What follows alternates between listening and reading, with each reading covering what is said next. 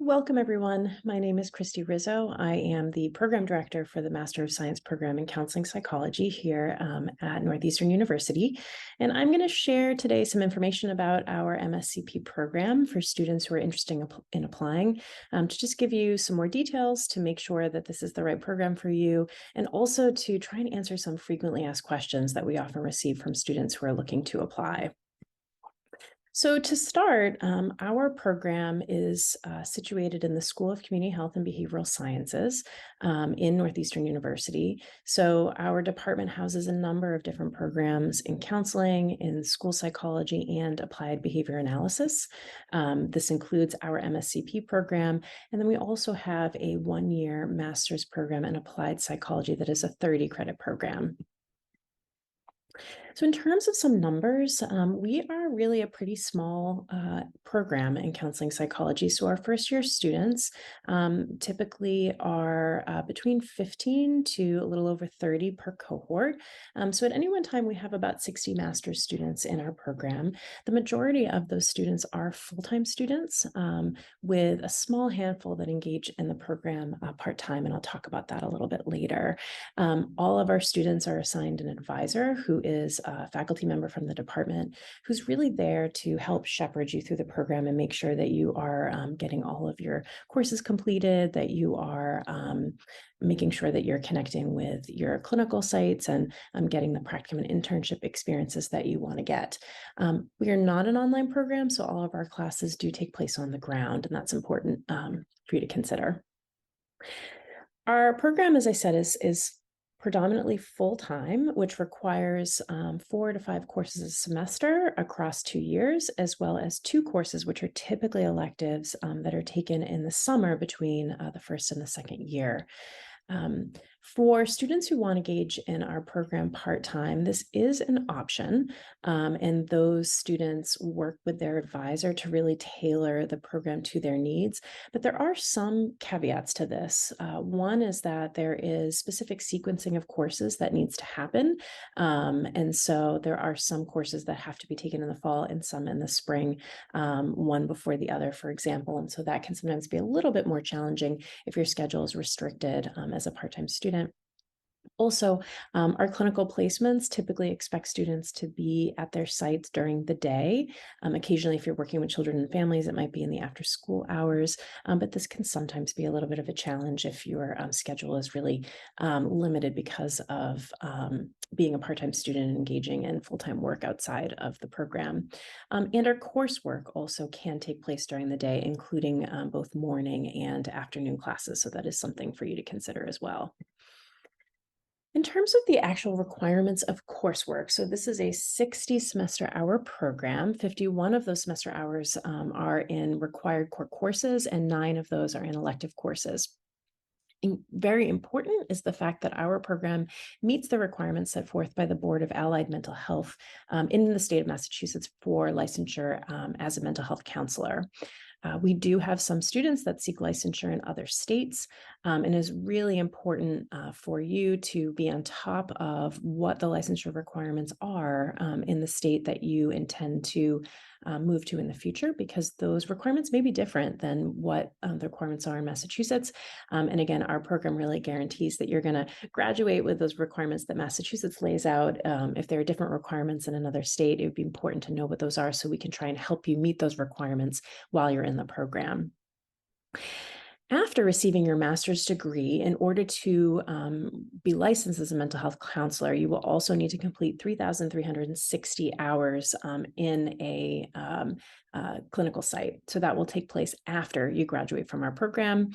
And across both your pre-master's and post-master's clinical training, you need to receive 75 hours of supervision from a professional who is a licensed mental health counselor. So again, that's something that you work with your advisor to really look at and make sure that you're keeping track of these requirements while you're in the program. And then obviously when you leave the program, you'll be keeping track of those post-master's hours on your own so that you'll be ready to go to get your license. One of the unique features of our program is we do have a number of concentrations that students can pursue to kind of, delve deeper into a particular area of interest. So we have three concentrations. The first is in child and adolescent counseling, and this is really for students who are interested in working with youth and families in the community in a variety of settings. We also have an early intervention concentration, which is for students who are really interested in working with very young children. So thinking about families with babies and toddlers.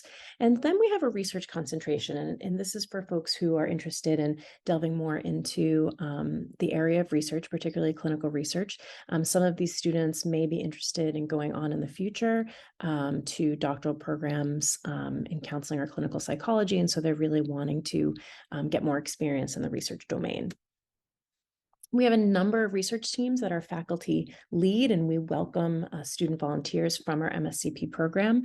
Students who engage in the research teams as volunteers can participate in a number of different research-related activities, things like reviewing and evaluating the literature, writing grant proposals, helping to write up results for a manuscript, presenting at conferences. So lots and lots of different opportunities. And master's students who work with our faculty and research teams as volunteers are also working alongside undergraduates, other master's students, as well as doctoral students. So what does it look like when you're in the program? What is the course sequence like? So in your first year, you have 5 courses in the fall, 5 courses in the spring. And you'll notice that in the spring, there is also a practicum experience. And so this is your first clinical experience, a fieldwork experience where you're starting to get exposure to kind of counseling in the real world. In your second year, you're going to complete, again, 5 courses in the fall, 5 courses in the spring. Here's where you're getting some of your electives completed. And you'll see that in year 2, you have your internship experience, which extends from the fall through the spring. So it's a full academic year of clinical training experience.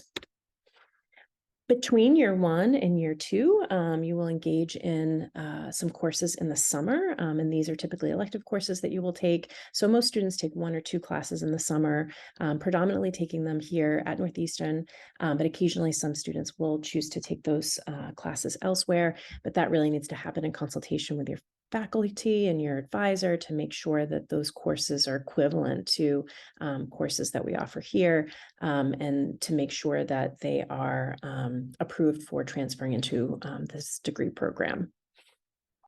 So in terms of clinical requirements, we talked about 2 different experiences, the practicum and the internship. So the practicum is in the spring of your first year in the program. It is 100 hours of supervised clinical work. And your internship experience is a 600-hour experience that takes place throughout the second year, fall and spring semesters.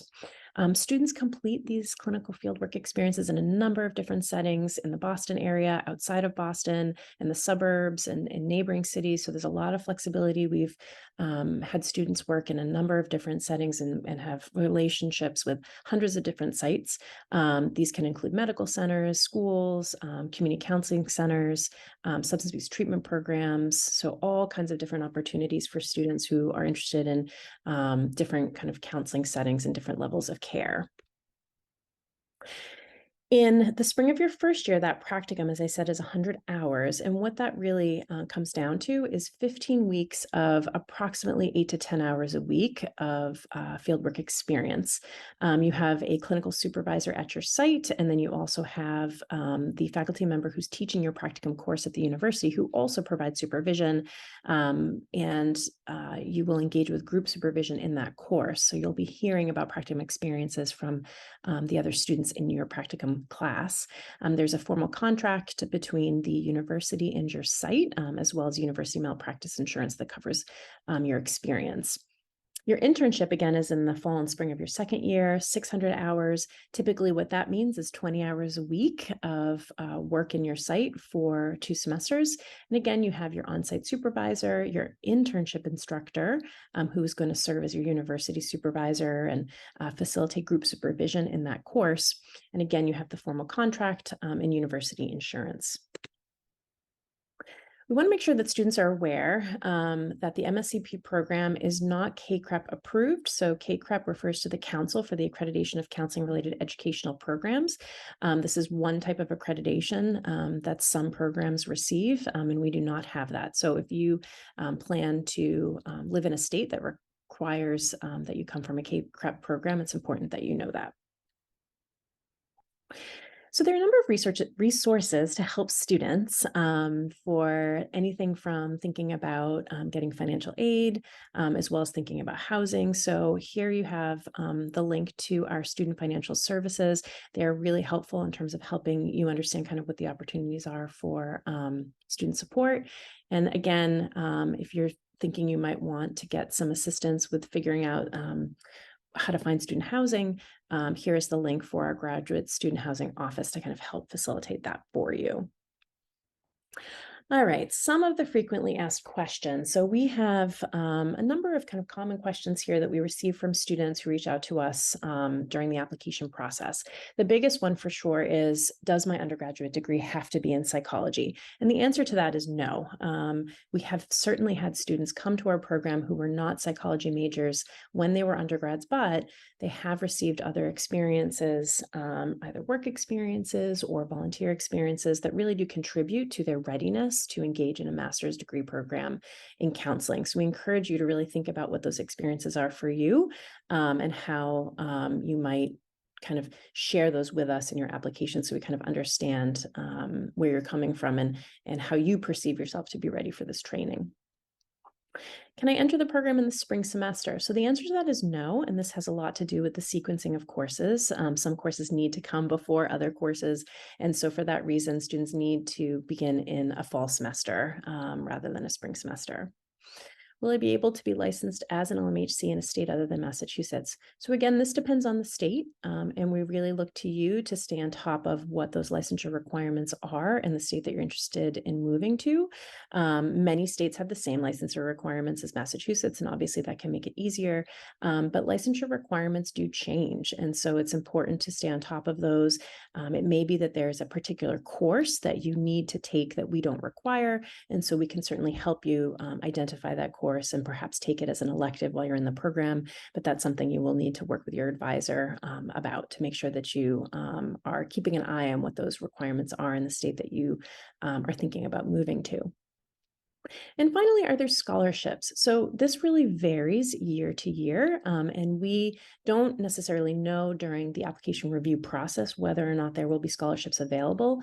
These are typically determined after the admissions decisions are made. And so for that reason, we can't really say during this period of time before admissions decisions are made whether or not there will be scholarships, but once we determine that there are, we will make students aware of that. So it's just unfortunately something that we can't predict year to year. Sometimes we have them and sometimes we don't, and certainly when we do, we make sure that students are aware. So that is kind of our MSCP program in a nutshell. I hope that this was helpful for you in terms of deciding whether or not our program is a good fit.